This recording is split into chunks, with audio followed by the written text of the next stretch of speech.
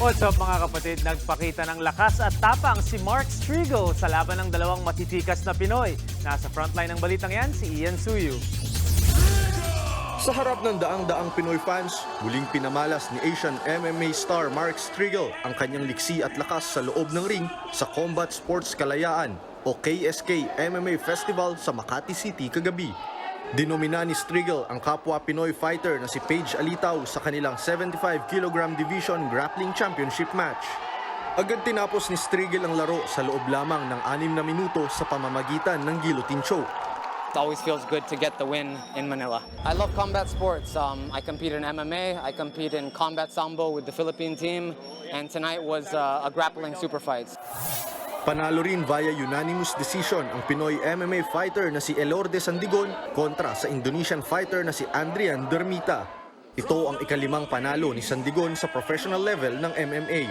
Unang-una talaga inisip ko na kahit anong mangyari na dapat ako yung manalo dito. And then siyempre yung crowd nandito sa atin sa Pilipinas. So kaya kumpiyansa ako na ako yung manalo. Bukod sa mga labang yan, 20 iba pang boxing at MMA matches ang isinagawa sa one-of-a-kind MMA Fest na ito. Kabilang dyan ang iba't ibang weight categories sa professional at amateur rank.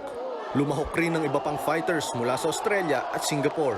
We want to create something that has never been done before. It's a fusion of boxing and MMA, attracting both local and international audiences. Ito ang kauna-unahang festival para sa combat sports na isinagawa sa Pilipinas. At dahil sa tagumpay nito, target nilang makapagdaos muli ng bagong edisyon para makahikayat ng maraming kabataan na subukan ang martial arts. Bukod sa pagpapasaya sa mga Pinoy fans, pangunahing layunin din ng MMA Festival na ito na ipakita na kayang-kayang makipagsabayan ng Filipino fighters pagdating sa lumalagong larangan ng boxing at mixed martial arts. Nagbabalita mula sa frontline, Ian Suyu, News 5. What's up mga kapatid? It's your sports Tito Mike Reyes. Huwag magpahuli sa mga umaaksyong bakbakan at harapan sa loob at labas ng bansa. Para sa mga pandiin ng sports news, mag-follow at mag-subscribe sa social media pages ng News 5. Peace and love.